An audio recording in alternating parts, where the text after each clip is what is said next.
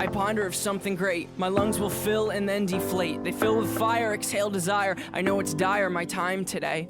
I have these thoughts so often I ought to replace that slot with what the I masks. bought, somebody stole my car radio and now Starting out in as silence. a local band, you know, it's always fun to say that.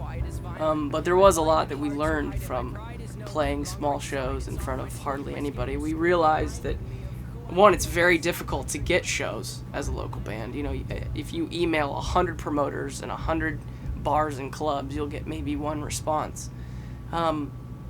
So when you have that opportunity to play live, especially when you first start out, you have to figure out, how do I make sure that no one, forgets this? How do I capture an audience who maybe doesn't care about us at all? And it was always our goal to try to get the bartender or the people who worked at the venue to stop working and look up at the stage for just a moment at least. And you have to do some things that catches their attention.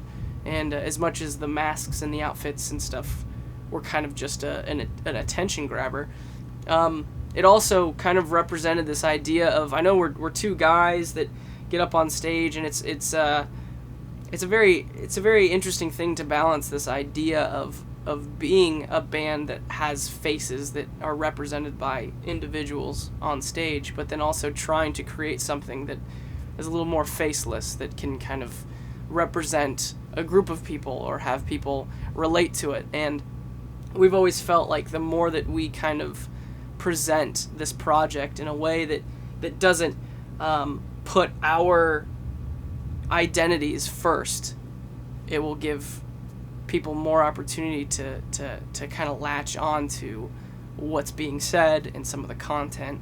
And I think that mask, some of these masks that we wear, really represents that we're not trying to be completely faceless, because that's kind of impossible, because obviously right now we would be doing an interview with our masks on if that's what we were going for.